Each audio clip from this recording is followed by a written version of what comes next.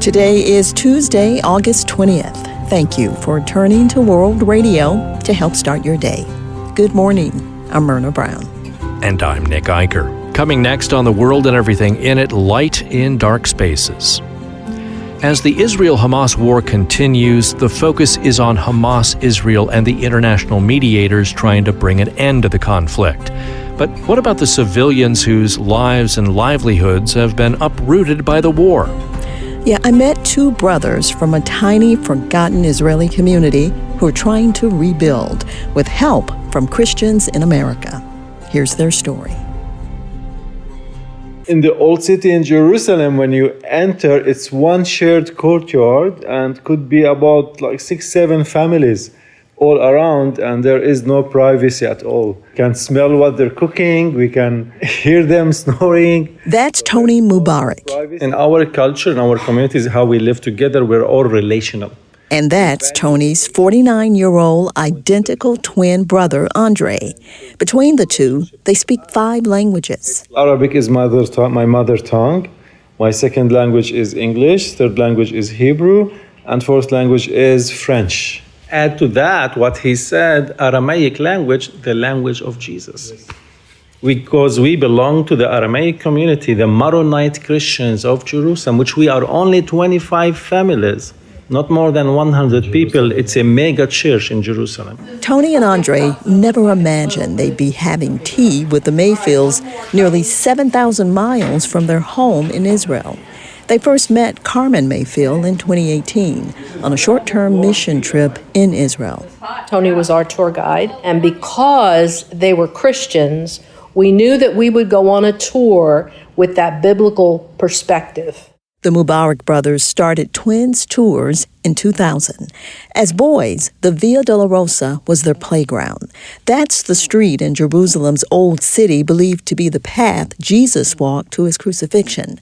Andre says that's where their journey as tour guides began. Walking to school every day, I'm gonna find a tourist who will tell me, how can I get to Jaffa Gate or how can I get to the church? It's become our destiny to be teachers and be tour guides and teach people from all over the world.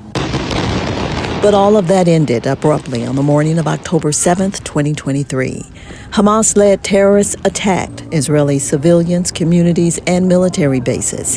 The attack happened at the height of Israel's tourism season. The whole country was depending on that month, and all of a sudden, from the peak of tourism to zero in a week.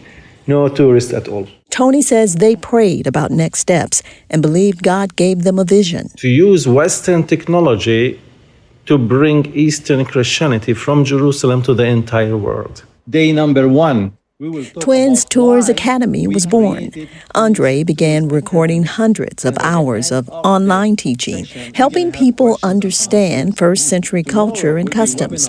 Tony produced videos offering virtual tours of Israel. Welcome everybody from Jerusalem. My name But in an oversaturated and competitive e-learning market, the brothers needed a way to stand out. So they reached out to the Christians they'd met as tour guides. When it started, I was one of their first members. And when Mayfield found out the twins were traveling and speaking at churches around the country, I immediately thought, okay, I need to go talk to our pastor and say, this is an opportunity of a lifetime.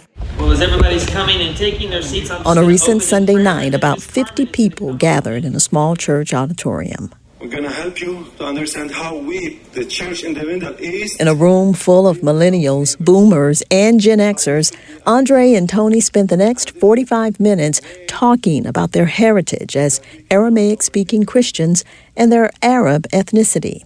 Now, there's a misconception in the West here that when they hear the word Arab, they think of Muslims, of Islam. But you have to know that Christian Arabs existed all the way back from the beginning of the church in Jerusalem. We read in Acts chapter 2, verse 11. They provide statistics on the dwindling numbers of Christians in the Holy Land. We know that the church started in Jerusalem and spread to all over the world.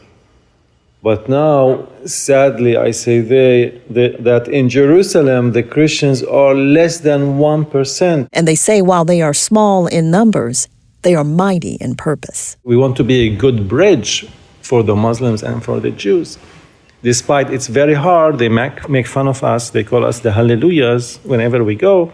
But you know what? When there is war, they come to us, why you're happy, why you are staying, and what is this joy in you? And then we can build a relationship with them, and we tell them about Christ. At the end of the twins' talk, a circle of friends from the church gathers to process what they've learned. 25-year-old Katie Kemp, 60-year-old Amanda Beyer, and 77-year-old Al Cook. What did you hear tonight that surprised you the most? I had assumed there was more believers in Israel than what I realized. How were you challenged by what you heard?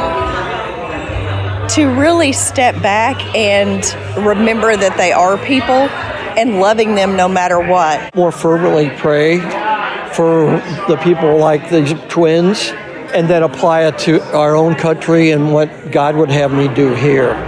Reporting for World, I'm Myrna Brown in Fairhope, Alabama.